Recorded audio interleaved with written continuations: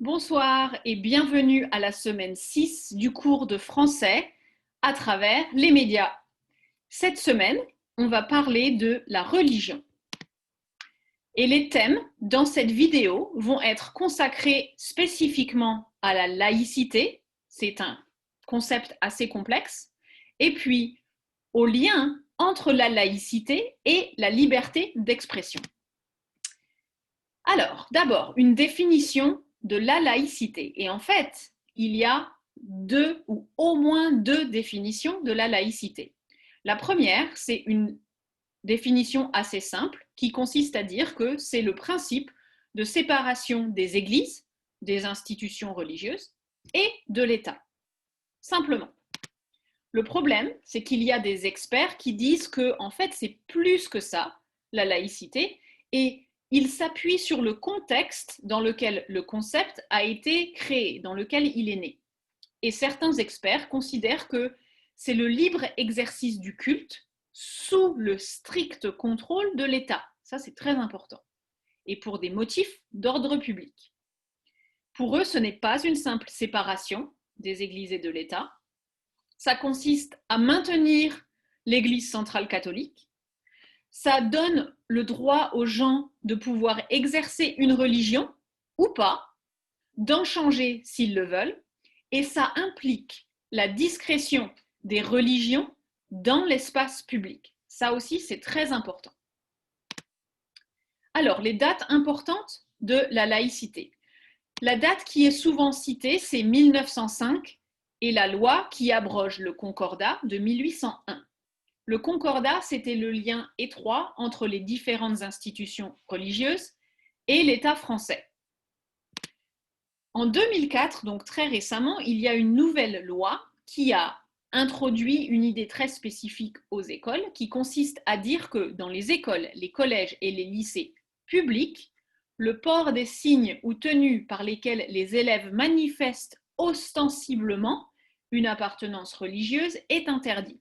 Donc impossible de porter une grosse croix chrétienne, par exemple, ou une kippa juive, ou un foulard musulman. Ça, c'était en 2004. Et en 2010, une nouvelle loi qui, elle, concernait l'espace public, donc tout l'espace général, la loi a consisté à dire que nul ne peut, dans l'espace public, porter une tenue destinée à dissimuler son visage.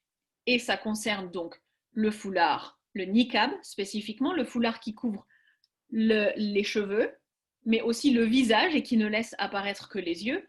Mais ça concerne aussi les casques de moto ou les cagoules qui ne laissent apparaître que les yeux.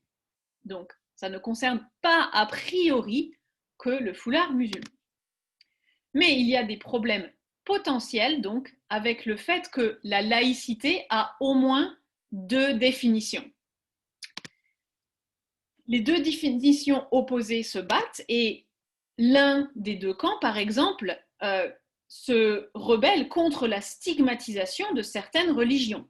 Par exemple, le fait d'interdire les signes ostensibles de religion à l'école, beaucoup se sont attaqués à ce principe en disant qu'en fait, il attaquait spécifiquement les musulmans. Mais à contrario, les défenseurs du strict contrôle de la religion dans l'espace public, eux, ils craignent les problèmes d'insécurité que le non-contrôle engendrerait. Donc on voit bien que le mot laïcité, en fait, il ne résout rien, puisque les définitions sont différentes, les concepts sont différents. Alors, la laïcité et la liberté de la presse, comment les deux sont liés? On peut se poser la question des caricatures, par exemple. Est-ce que les caricatures sont possibles parce que la presse est libre grâce à la laïcité ou pas? Est-ce que la presse serait aussi libre de faire les caricatures sans le principe de laïcité?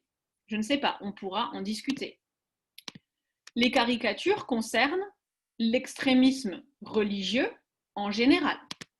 Elles concernent toutes les religions.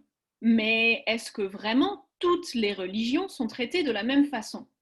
Est-ce que la presse a des préférences? Est-ce que la presse va trop loin? On va se poser toutes ces questions. Et on prendra notamment l'exemple des caricatures de Mahomet publiées ou republiées ou créées par notamment le magazine Charlie Hebdo. Alors, je vous propose 2 questions de réflexion.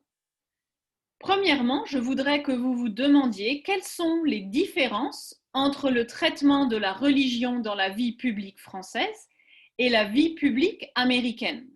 Je pense qu'il y a beaucoup de différences, mais peut-être qu'il y a aussi des similitudes.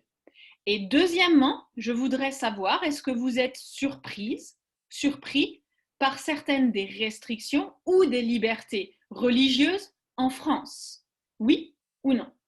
Alors réfléchissez à ces questions, regardez certaines des vidéos, surtout venez avec vos questions si vous en avez, et je vous dis à bientôt. À bientôt.